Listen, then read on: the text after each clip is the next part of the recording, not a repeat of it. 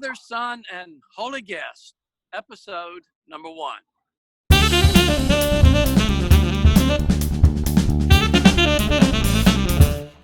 I'm Wright Culpepper, co-pastor with my son Bill Culpepper at First United Methodist Church in Brunswick, Georgia. We've got a unique situation as far as the United Methodist Church is considered. There are not an awful lot of father and son teams that are working and serving the same congregation. So I'm delighted to introduce to you Bill Culpepper. Hey, I'm Bill Culpepper. I'm the son of the Father, Son, and Holy Guest podcast. And I am also at Brunswick First United Methodist Church. And today we have a great guest with you. Allison Lindsey is a good friend of both me and Dad. And she's come to talk about what it's like to be in the office of Connectional Ministries in the United Methodist Church, what that means, and kind of talked a little bit about what everyone else is talking about, which is the coronavirus as well. Yeah, I know it's, we're in a different kind of day where churches are trying to figure it out. And we've been all going through the routines throughout all of these years of doing our worship services, having our Sunday school, visiting the sick, and all of a sudden everything has changed. And Allison is actually out there talking to churches of all shapes and sizes and getting ideas from them about what they're doing. And really listening to her, we may be entering into an exciting new day of how we do ministry. Right. What does it mean for us to be connected to each other when we can't be with each other? Right.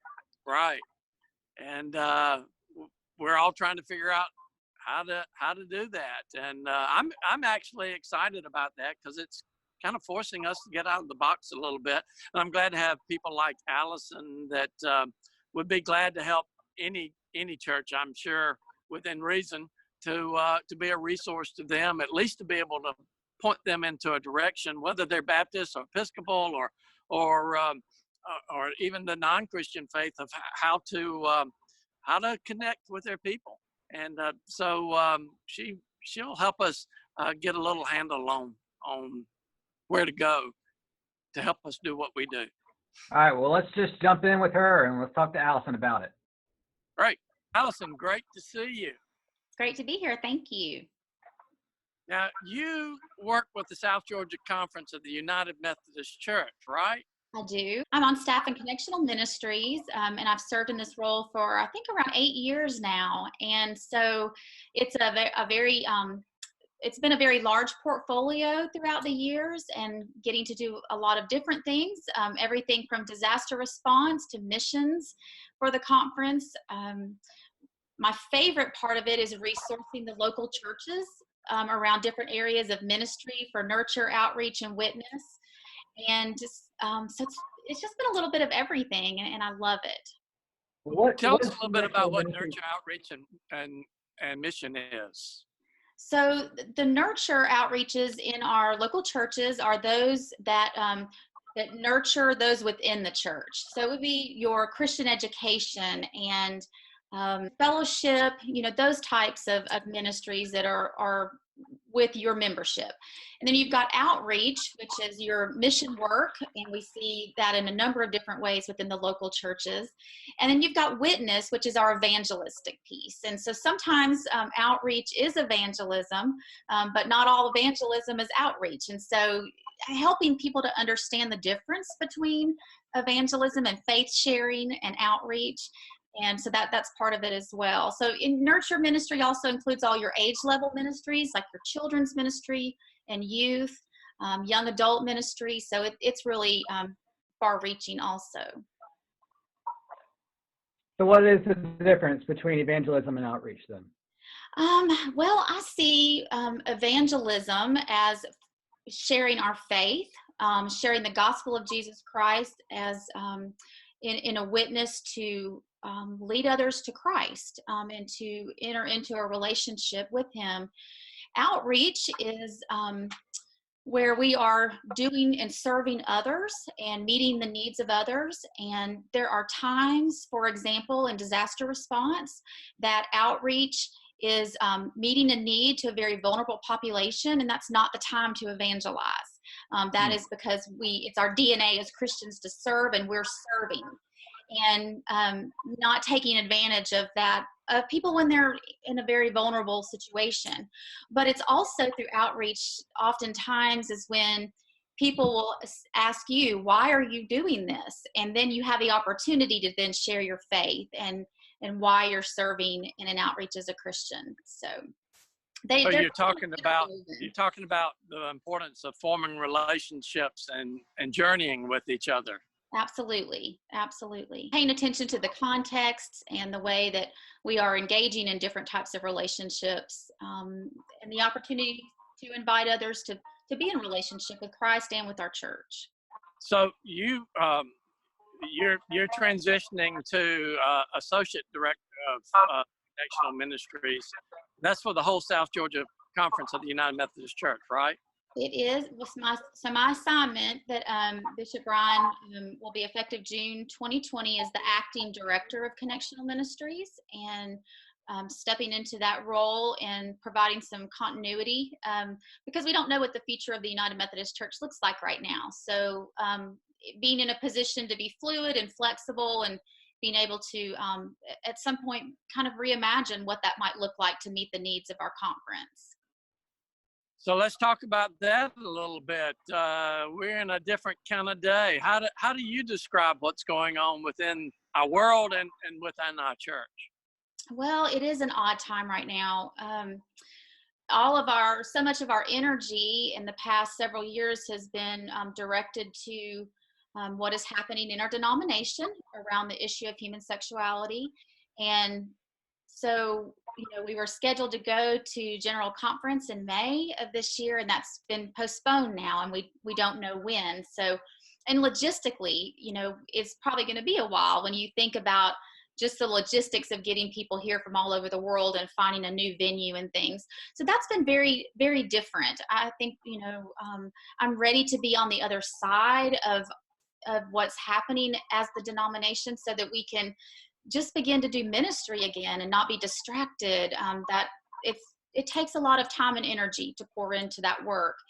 And then, of course, you've got local churches here now and all over the world that have had to really adapt almost overnight to the landscape of what's happening with the coronavirus and COVID-19. And it's been just fascinating to see clergy and laity in our churches that have really stepped out of their comfort zone in a lot of ways, especially around technology, to be able to have a witness and have a presence when we are all under social distancing, and how difficult that is also for just us individually to be able to, and when we're not able to go to church and fellowship and be together. And so that's tough. Has anything come out that's kind of surprised you, like a particular small church stepping up or anything like that? Yeah, one of the things that's been real exciting for me when this first started was we started collecting what we called alive sightings. Our conference theme this year is Alive Together and Witness, which was powerful. And we began to see churches that were doing different things and how creative they were getting. I've seen some small churches that have done live streams for the first time and being able to share in the connection. Jonathan Smith, we did a training for us that we put on the website so people that didn't know how to do it could get some help. What website is that? That's at sgaumc.org. It's on our conference website, and we've got a banner across the top. There's a lot of resources on there, and we're continuing to add to those as we find them. So the live streaming was a big piece, and the way that people are using Facebook Live for Bible studies, using Zoom for small group ministry. I've got some children's directors that are using Facebook to read Bible stories to their children at night. And so they're finding very creative ways to stay connected to their youth and their children, and also as adults to each other. I just want to be clear. This is not necessarily an exclusive United Methodist audience. So, but anybody can go to that website and click that banner if they're Baptist or if they're at the synagogue or whatever, there's some tips and things that they can use for their own local congregation, right? Well, absolutely. And we have so much. It's one of the things I love about the connection is we have so much to learn from each other. I just got off a Zoom call earlier today with youth directors, and they were sharing with each other what was working in their church and what wasn't. And so, we're all kind of on this learning curve together, and we have different things that we have more knowledge about that we can share with each other. And I've seen some of our local churches have done drive-through communion where they've had the pre-sealed packages, and they've been able to hand one, and pray over a vehicle for their members as they come through. That's been neat to see. I've seen churches that have resurrected their Easter crosses and not waited for Easter Sunday just yet, that people can come put flowers on and pray at the church. And Sunday school classes that are meeting online on Sunday mornings. And so just some very creative ways to be together. You mentioned part of your job is with disaster relief. Yes. And I know that that's mostly been hurricanes, tornadoes, and flooding kind of around here, especially in the past couple of years. Has there been any talk in terms of what a reaction in terms of relief might be for what we're going through right now? Well, and I think that's probably yet to be determined. In the United Methodist Church with UMCOR, yes, that disaster response piece is usually natural disasters, but global health is also under the umbrella of UMCOR. So there are discussions. I think, right now as a conference, we've tried to have a pastoral presence and I know the bishop, even doing the worship service this past Sunday. So those that maybe did not have a way to live stream could be on the website, and a time for us all to come together and worship.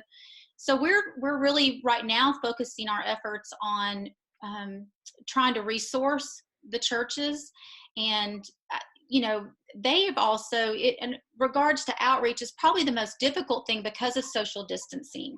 How do you engage in outreach when you can't be close to one another? But we've seen food pantries that have changed their mode of delivering to curbside instead of people coming into a building. And so, everybody's having to make adjustments. Some that maybe had been sewing dresses to send to a ministry have shifted right now for this time to make masks for the hospitals and meeting particular needs. So we're seeing churches that are finding those needs in their communities. One of my favorites too was a partnership with Porterfield and Mission Change in Albany, and they made 207 snack bags to take to Phoebe Putney, which has kind of been a hot spot for the coronavirus, and they were able to make cards and encouraging notes for the hospital staff and those that work there. So, it's just being aware of your surroundings and finding creative ways to still be in outreach and ministry and meet the needs, while at the same time meeting the needs of your congregation that you can't be with. So it's tricky. I'm curious, since you're kind of all over the place in South Georgia, but you're kind of stuck there in your home in Douglas while you're doing all this, have you talked with people in Albany? And because that is one of the hot spots in South Georgia, and what are they saying over there? And how can we be in prayer for the people there in Albany? Right.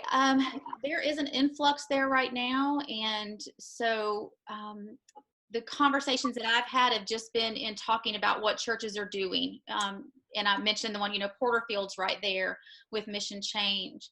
And so they need the same prayers that we all do. We're starting to see the numbers increase exponentially in communities as testing is done more on a widespread basis. And for the nurses and the hospital staff, and for those that our grocery stores and those that are continuing to stay open to try to meet the needs, but that are finding it difficult. Children out of school, that's been a big adjustment too, not only for the children, but for the parents who are trying to now juggle homeschooling. And so that can be a challenge too. Allison, each time we interview a guest, we want to ask the same three questions of them. And so well, I'm calling them the Holy Trinity. So here's the first question of our Holy Trinity. Okay. We obviously reading is a big part of our life, but podcasts have also become a big part of our life with the development in technology. And so tell us what you might be reading or what you might be listening to right now. So reading right now, I actually have it right here by me, is The Ruthless Elimination of Hurry by John Mark Comer. And it's a wonderful book about slowing down, which I need. That's not easy for me. And I'm not traveling as much right now, of course, with everything that's happening. But when I do love podcasts. And a couple of my favorites are The Next Right Thing with Emily P. Freeman and Annie F. Downs. Sounds like fun. I listen to a lot of sermon podcasts and things as well. So I'm always looking for a good podcast. So tell us about the Sounds Like Fun. What kind of fun things are you hearing there Well, that Annie might F. Downs, help us be able to do during this time of transition? Annie F. Downs has a lot of different guests that friends of hers that come on. She's in Nashville, Tennessee, and she's on staff at Brentwood, I believe, there. And they'll share about, it's usually an author or the girls from She Reads Truth will be on. She'll have different topics. She did a really fun series on the Enneagram. She does that each summer where she has different numbers of friends that are certain numbers that come on and interview. And then at the end, they all share what they're doing for fun. And you are what, a 3? I'm a 2, wing 3. 2.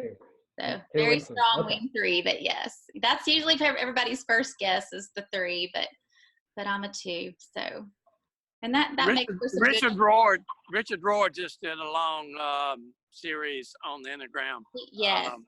For those that might be looking for something on that, he did an in-depth look at that. Well, yes. Tell us your favorite scripture story from Scripture or favorite Bible story. That's the second question. Sure. I think that would have to be Esther. For such a time as this, I think when I look back at my life and the way that hindsight is always a wonderful thing.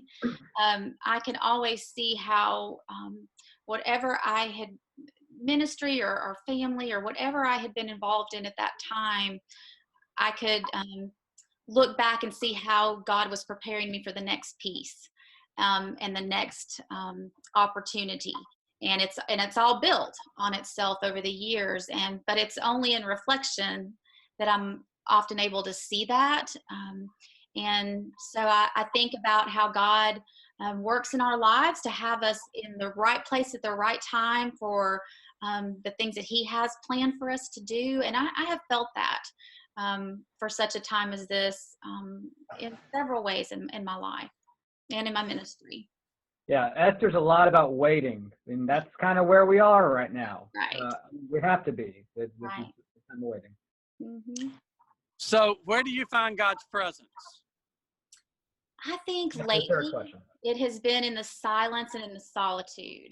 And that's not an easy thing for me. It's one of the things that I'm working on in this book.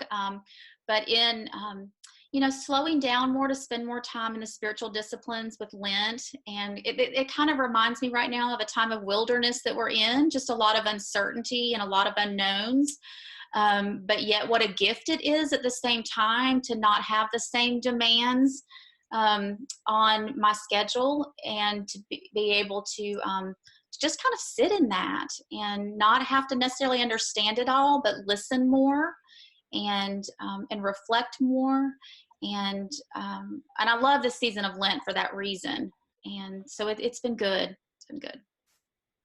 And it is kind of hard for us that are supposed to have the answers, so to speak, to sit back and just kind of take it in and see where the shift is coming. And we really don't know what the church is going to look like in the days ahead.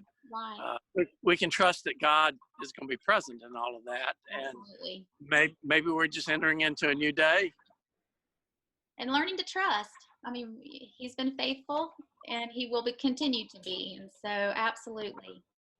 Thanks, Allison. If anyone wants to get in touch with you, what's the best way that they can do that? So my email address is Allison, Allison, at sgaumc.com. And then the rest of my contact information is on the website as well. All right. Well, thank you so much. Thank you. Thank you. Mhm. God bless.